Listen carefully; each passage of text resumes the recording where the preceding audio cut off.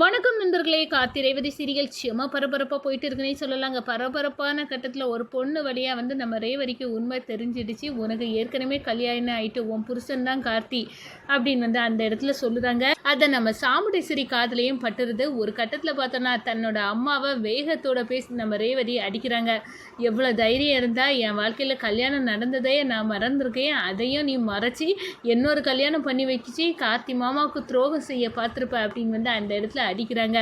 அதோட பார்த்தோன்னா தன் பொண்ணு கையால் அடி வாங்கின நம்ம சாமுண்டேஸ்வரி அப்படியே என்ன ரேவதி, நீ உன் மாப்பிள்ளை கார்த்தி தானே தெரிஞ்சு நீ அவர் கூட சேர்ந்து வாழ போறியா? அவர் கூட சேர்ந்து வாழன்னா நான் என் துப்பாக்கி எடுத்து என் நெத்தி பொட்டில் வச்சு நான் என் உயிரை மாற்றிக்கிடுவேன் அப்படின்னு அந்த இடத்துல நம்ம ரேவதியை மிரட்ட ஆரம்பிச்சிட்டாங்க சாமுண்டேஸ்வரி. ஒரு கட்டத்தில் பார்த்தோன்னா ஏமா நீ இப்படி இருக்க, என்னை மருதனி ஒருத்தனை பார்த்துட்டு வந்தா அவள் கேட்டு கட்டவன், அதுலலாம் இருந்து என்னை கார்த்தி மாமா தான் காப்பாற்றினார், அவர் என்னோட புருஷன், அவர் கூட சேர்ந்து வாழ கூட விடாத பாவி கிடங்க நீ நிற்கிற, எல்லாம் ஒரு காரணமாக தாண்டி எனக்கு தான் தெரியும். எங்கள் அம்மாவை நாங்கள் இழந்து சின்ன வயசில் நாங்கள் பட்ட கஷ்டத்துக்கு அவன் குடும்பத்தை பழி வாங்காமல் நான் விட மாட்டேன் அப்படின்னு கொந்தளிக்கிறாங்க நம்ம சாமுண்டேஸ்வரி.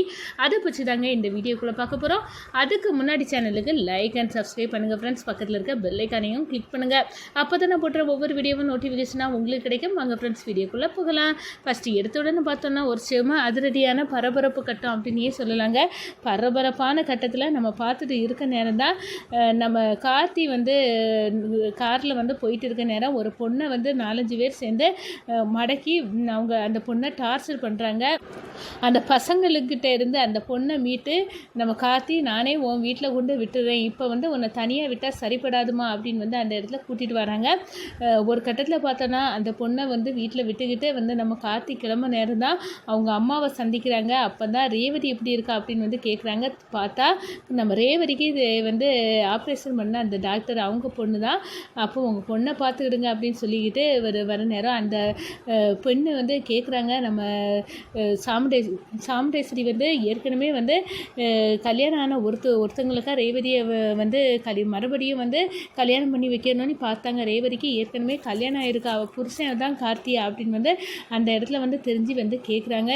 என்னம்மா இது அவள் ரேவதி என் கிளாஸ்மேட்டு, ஆனால் அவளுக்கு இப்படி ஒரு சூழ்ச்சி நடந்திருக்கு அவளுக்கு அப்படின்னு சொல்ல நேரம் அவளுக்கு ஆக்சிடெண்ட்டில் பழைய நினைவுகள் மறந்து போச்சு. அவங்க அம்மா இதை பயன்படுத்தி ஏற்கனவே 2 குடும்பத்துக்கும் ஆகாத பகை இருந்து அதை பயன்படுத்தி இவங்கள பிரிக்க நினச்சிட்டாங்க அப்படின்னு சொல்ல நேரம் ரேவதிக்கு வாழ்க்கையில் இப்படி ஒரு சதியாக அவங்க அம்மா எப்படி பண்ணியிருக்காங்க பாரு அப்படின்னு அந்த பெண்ணை கோவப்படுறாங்க. இதை நான் ரேவதிட்ட சொல்லியே ஆகணும், பாவம் அவள் தனக்கு கல்யாணம் ஆகலை அப்படின்னு நம்பிட்டு இருக்கா அப்படின்னு அந்த இடத்துல நினைக்கிறாங்க.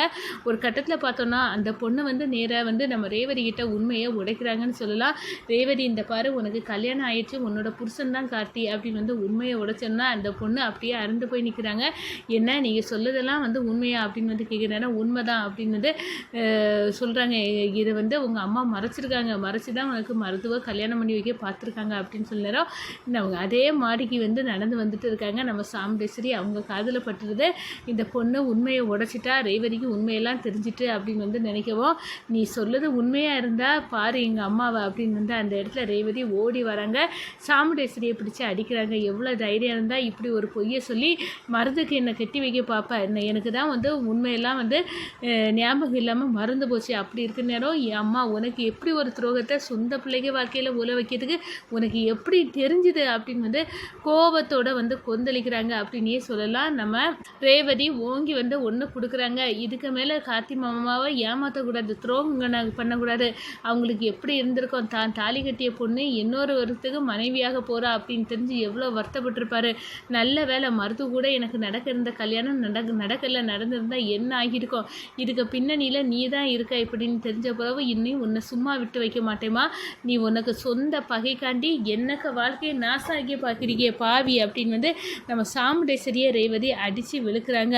ஒரு கட்டத்தில் இதுக்கு மேலே நான் இங்கே இருக்க போகிறது இல்லை, நான் என் கணவர் கார்த்தியோட தான் இருக்க போகிறேன் அப்படின்னு நம்ம ரேவதி பெட்டி பிடுகைகளை சுருட்டிக்கிட்டு நம்ம கார்த்தி வீட்டில் போய் சேர்ந்து வாழறதுக்கு முடிவு எடுக்கிறாங்க. நம்ம சாமுண்டேஸ்வரி துப்பாக்கி எடுக்கிறாங்க. நான் எவ்வளவோ சொல்லியும் நீ கேட்காம அந்த கார்த்தி கூட போய் சேர்ந்து வாழ்வியனா நான் இப்போவே என் கதையை முடிச்சுக்கிடுவேன் அப்படின்னு நம்ம எமோஷ்னலாக மிரட்ட ஆரம்பிச்சிட்டாங்க நம்ம ரேவதியை. நம்ம ரேவதிக்கு என்ன பண்ண அம்மா இப்படி ஒரு யுத்தியை கையாண்டு எனக்கு என் கையை கட்டி போட்டுடலாம், நான் வந்து கார்த்தி கூட சேர்ந்து வாழக்கூடாது அப்படி இப்படின்னு பண்ணுறாங்களே, இப்போ என்னடா பண்ண அப்படின்னு வந்து மண்டை பிச்சுக்கிட்டு இருக்காங்க அப்படின்னே வந்து சொல்லலாங்க. இந்த சைடு பார்த்தோம்னா நம்ம கார்த்திகிட்ட உண்மையை தெரிஞ்சு நம்ம ரேவதி வந்து போகிறாங்க. ஆனால் நம்ம கார்த்தி இந்த பாரு, நம்ம 2 பேரும் சேர்ந்து வாழுவோம் அந்த நம்பிக்கை இருக்குது. ஆனால் அதுக்கு முன்னாடி அது உங்கள் அம்மாவை நீ தூக்கி எறிஞ்சிட்டு இங்கே வந்திருக்கக்கூடாது, அது தப்பு ரேவதி. அவங்க உன் மேலே எவ்வளோ நம்பிக்கையாக பாசம் எல்லாமே வச்சுருந்தாங்க. அப்படி இருக்க நேரம் அதை நீ ஒரு கணத்தில் உடச்சி எரிஞ்சு வரக்கூடாது அப்படின்னு சொல்ல நேரம், எங்கள் அம்மா உங்களுக்கு செய்தது துரோகம் இல்லை, உங்கள் மனைவி தான். நான் அப்படி இருக்க நேரம் என்ன இன்னொருத்தருக்கு கல்யாணம் பண்ணி வைக்க பார்த்துருக்காங்களே, அதை என்னால் தாங்கிக்க முடியலை கார்த்தி மாமா, அதுக்காக தான் நான் அப்படின்னு வந்து சொல்ல நேரம், புரியுது ரேவதி, நீ இப்போவாது உண்மையை தெரிஞ்சுக்கிட்டல, ஏதாவது ஒரு வகையில் எந்த உண்மையை யாராலையும் மறைக்க முடியாது, ஒரு நாள் வெளிப்படும். அப்படி தான் இந்த உண்மை இப்போ வெளியப்பட்டிருக்கு. நீ அந்த வருத்தப்பட வேண்டிய தேவையில்லை. நம்ம 2 வருத்தையும் யாராலையும் பிரிக்க முடியாது, அந்த நம்பிக்கை எனக்கு இருக்குது. நீ இப்போ வந்து உங்கள் வீட்டுக்கே போயிரு. நம்ம 2 வருத்தையும் உங்கள் அம்மா சம்மதத்தோடு தான் நான் சேர்ந்து வாழுவேன்.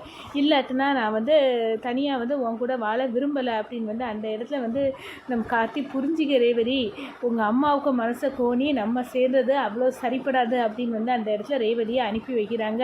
இந்த சைடு நம்ம பார்த்தோம்னா நம்ம ரேவதி வந்து வீட்டுக்கு வராங்க. என்ன உன் புருஷன் தான் முக்கியம் அப்படின்னு வந்து என்ன வேண்டான்னு தூக்கி எறிஞ்சிட்டு போனவ தானே, மறுபடியும் எதுக்காக இங்கே வந்து நிற்கிற அப்படின்னு சொல்லனா, அம்மா வாயை மூடுங்க, உங்களை மாதிரி அவர் கிடையாது, அவர் வந்து நீ வந்து வருத்தப்படக்கூடாது, அதனால் நீ வந்து போயிரு, உங்கள் அம்மா கூட சேர்ந்து இரு, என்னைக்குனாலும் உங்கள் அம்மா எங்கள் தாத்தா வந்து உங்கள் பாட்டி சாவுக்கு காரணம் இல்லை அப்படின்னு வந்து கண்டிப்பாக உங்கள் அம்மாவுக்கு உண்மை தெரிய நேரத்தில் கண்டிப்பாக 2 குடும்பமும் சேரும். அப்போ அது வரைக்கும் நம்ம பொறுமையாக இருந்து தான் ஆகணும் அப்படின்னு வந்து என்ன அனுப்பி வச்சுட்டாரு. அப்படி ஒரு நல்ல மனுஷமா நீ எதுக்காக அவங்கள புரிஞ்சுக்கிடாமல் இப்படி வந்து தொந்தரவு பண்ண அப்படின்னு வந்து எனக்கு புரியலம்மா அப்படின்னு வந்து அந்த இடத்துல வந்து சொல்லுறாங்க அப்படின்னே சொல்லலாம். இந்த சைடு பார்த்தோன்னா நம்ம சந்திரா ரேவதிக்கு வந்து பழைய ஞாபகம் வராட்டாலும் ஒரு ஃப்ரெண்டு மூலமாக வந்து தெரிஞ்சுட்டு கார்த்தி தான் அவரை புருஷனி, ஆனால் கண்டிப்பாக வந்து ரேவதி வந்து சேரணும்னு நினைப்பா, ஆனால் சேர விடக்கூடாது, என்ன புருஷன் கூட வாழ்ந்தால் தானே புருஷனை பற்றி அருமை உனக்கு தெரியும் அப்படின்னு வந்து சொன்னவ அவள் கண்டிப்பாக புருஷன் கூட சந்தோஷமாக இருக்கக்கூடாது, கார்த்தி கூட சேரக்கூடாது, அதுக்கு ஏதாவது பண்ணணும் அப்படின்னு வந்து மண்டையை பிச்சுக்கிட்டு நம்ம சிவனாண்டி கூட கூட்டு சேர்ந்து யோசிக்கிறாங்க.